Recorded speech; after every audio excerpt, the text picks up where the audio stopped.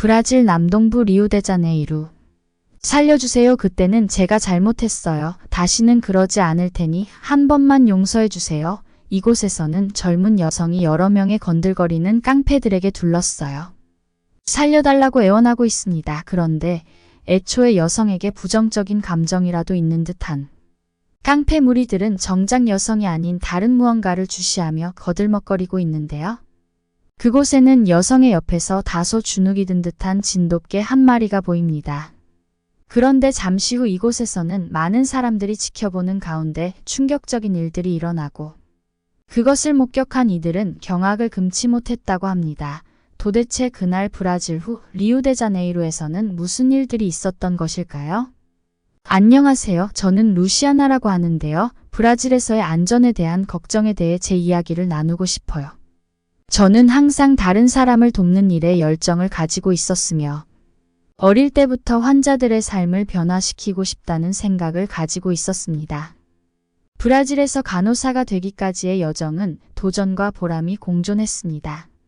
그렇지만 간호사가 되고 나서도 저는 이곳에서 평생을 살았고 조국을 사랑하지만 안전 상황에 대해 불안한 마음이 들 때가 있습니다. 특히 사람이 붐비는 지역이나 관광지에서 사소한 절도 사건에 대한 이야기를 듣는 것은 드문 일이 아닙니다. 그래서 저는 외출할 때 항상 소지품을 잘 살펴보는 편입니다. 사실 절도만 있으면 다행이죠. 특히 대도시의 일부 지역에서는 밤에 조심해야 합니다. 혼자 돌아다니는 것은 바람직하지 않아요. 여자 혼자 밤에 돌아다닌다는 것은 날 잡아가세요 하는 수준이거든요. 안전과 관련하여 예측하기 어려울 수 있다는 점도 유의하세요. 저는 사실 그냥 살고 싶었어요. 이렇게 말하면 오바하지 말라고 말하는 사람들도 많아요. 저도 오바였으면 좋겠어요. 저희 부모님은 감자를 판매하는 분들이셨는데 갑자기 달려든 강도에 의해서 목숨을 잃을 뻔한 적도 있어요. 그냥 들어와서 냅다 칼을 들이밀어요. 가지고 있던 걸 다 줘도 목숨을 살릴 수 있을지 없을지는 미지수예요. 그런데 여자가 혼자 돌아다닌다고요? 그건 있을 수 없는 일이죠. 부모님이 강도에 의해 사업을 접은 경험은 저에게 브라질의 위험에 대한 깊은 인식을 심어주었습니다. 하지만 솔직히 답이 없었어요. 브라질의 대부분의 사람들이 높은 수준의 괴롭힘과 범죄에 둔감해져 혼자 외출하는 것을 피하거나 단체로만 외출하거든요. 그때 제 꿈은 출퇴근길에 목숨을 위협받지 않는 거였어요. 간호사로서 뭔가를 해내고 싶다는 생각이 목숨을 위협받지 않는 삶으로 바뀌었다는 사실이 그렇게 슬플 수가 없었습니다. 그러던 중 한국계 여성인 미스 김이 강아지들과 함께 산책하는 모습을 보고 생각이 바뀌었습니다. 미스 김에게 저는 이렇게 돌아다니면 큰일 난다고 무조건 사람들이랑 같이 다니라고 했어요. 그랬더니 미스 김이 자기가 혼자가 아니라고 무슨 소리냐고 하시더라고요. 누가 봐도 혼자인데요? 미쳤냐고 했더니 미스 김이 혼자가 아니라 여기 진돗개 장군이 토비 코코랑 같이 다니면 된다고 말씀하시더라고요. 한국에서부터 키워서 도저히 떨어질 수가 없어서 데리고 왔는데 그렇게 든든할 수가 없다고 말씀하시더라고요. 저는 궁금해서 여쭤봤어요. 산책하실 때 누군가 다가온 적이 없으세요? 했더니 진돗개의 본능이 주인을 지키는 거라고 말씀해 주시더라고요. 그래봤자 강아지 아니냐고 말했더니 얘네는 내 자식이라고 그렇게 말씀하시지 말라고 하시더니 진돗개의 본능이 위험을 감지하는 거라고 낯선 사람이 이상한 기운을 가지고 다가오기만 해도 지저대는 통에 애초에 다른 사람들이 미스 김 근처로 오지도 않는다고 하는 거예요. 사실 그때의 저는 너무 힘들었어요. 출퇴근길에 대한 위협이 머릿속을 지배해서 공황이 올 지경이었어요. 뭔가 다른 것에 집중할 것이 필요했어요. 사실 진돗개가 절 지켜줄 거라고 생각해서 입양을 한 것도 아니었어요. 정말 우연찮게 파양당할 뻔한 진돗개를 받고 미스킴이 입양을 권유했고 귀여운 외모의 강아지를 키우면서 위로라도 받고 싶었어요. 실제로 이것은 좀 효과가 있었습니다. 루는 사실 처음에는 기존 주인 때문에 저한테 마음을 열어주질 않았어요.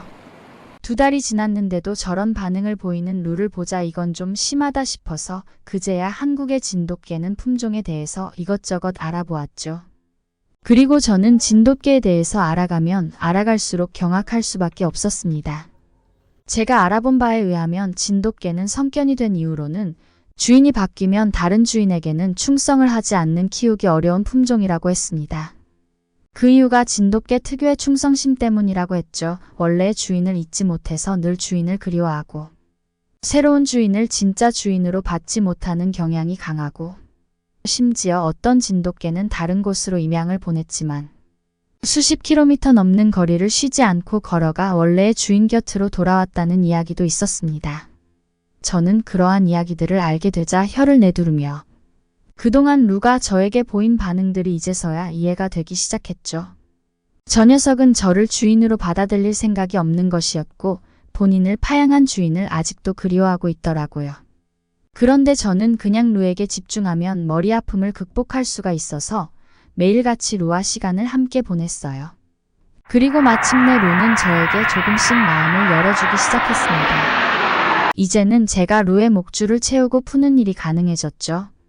이 정도만 하더라도 정말이지 얼마 전까지는 상상조차 하지 못할 엄청난 일이었습니다. 제가 얼마나 루에게 진심이었냐면 산책이 무서운 것보다도 루를 산책시켜주고 싶은 마음이 더 커져버려서 그때쯤에는 루에 대한 사랑으로 산책도 나가곤 했어요. 여느 때와 마찬가지로 저는 병원 근무를 교대하고 퇴근을 하여 루와 산책을 가기 위해 집을 나섰습니다. 루가 저에게 조금씩 마음을 열어주는 것이 느껴지니까 너무나 행복했죠.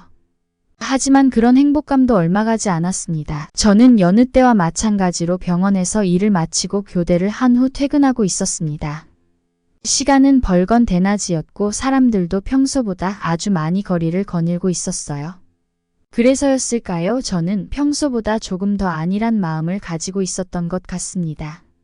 갑자기 어디선가 나타난 오토바이를 탄 여러 무리의 남자들이 제 앞을 가로막았습니다. 저는 그 순간 정말이지 매우 놀랐고 심장마비에 걸리는 줄 알았어요. 평소에는 그렇게 위험 상황을 상상하고 생각하며 준비를 해두었는데 이런 식으로 갑자기 불량배들이 나타나자 아무런 생각이 나지 않더라고요. 저는 아무런 대응도 할 수 없었고 호신술도 사용할 수 없었습니다. 심지어 그 깡패들은 단순히 저를 놀리려는 의도였어요.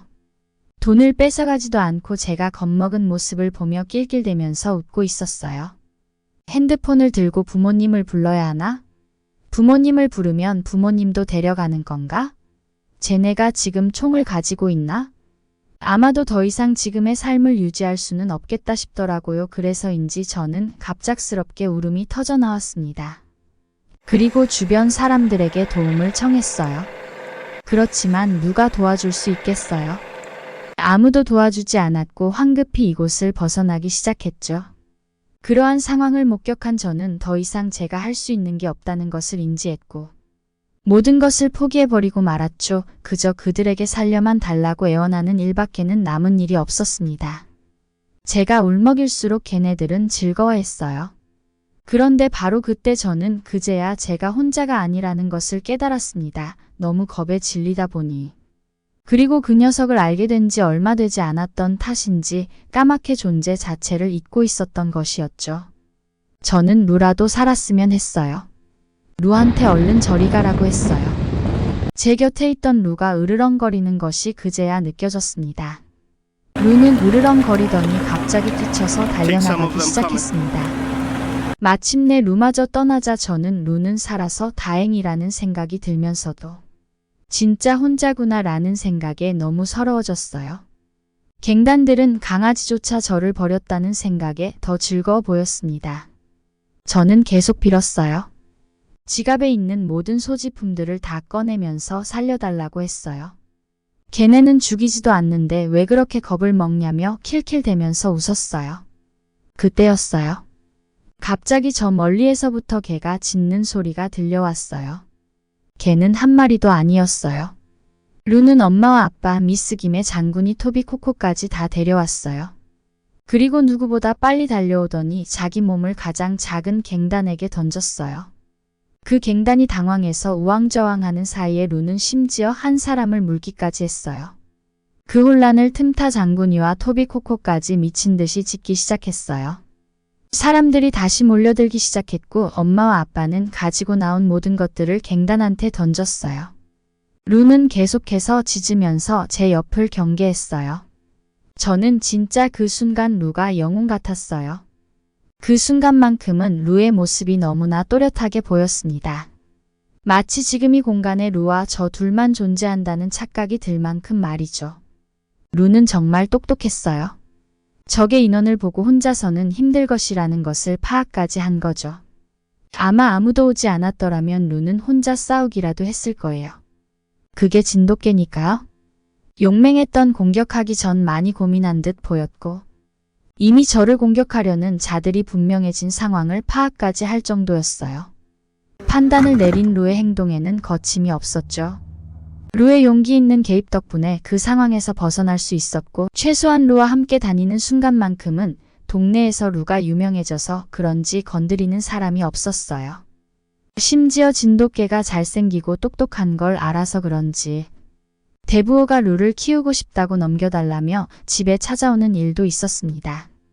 그리고 루와 제가 서로의 인연이 되어주지 않았더라면 과연 어떤 결과가 생겼을까 하는 생각을 하게 됩니다.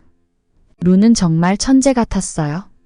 저만 주인으로 인식하고 있을 뿐만 아니라 본능적으로 아이와 여성을 보호했어요. 집에 아기가 놀러오는 날이 있으면 아기를 절대 혼자 두지 않고 자기가 그 곁을 항상 지키고 있었어요. 루와 그런 일이 있고 난 이후로 많은 생각을 하게 되었습니다. 루는 정말 제 가족이에요. 루가 먼저 저를 주인으로 인식해 준 순간 저는 루와 평생을 함께하리라고 다짐했습니다. 이런 행운을 저에게 가져다 준 한국에게 감사할 정도예요. 결국 저는 한국의 품종 진돗개 루 덕분에 한국이라는 나라에 대해서 많이 알아가게 되었고 한국을 방문하는 일이 잦아지면서 이곳에서 살고 싶다는 생각까지 하게 된 것입니다. 결국 치안이라는 것은 궁극적으로 그 나라의 시민들이 지니고 있는 시민의식, 즉 국민성에 의해서 좌지우지된다는 것을 깊이 깨달은 탓이죠. 오늘 사연은 여기까지입니다. 구독과 좋아요, 알람 설정 꼭 부탁드릴게요. 안녕.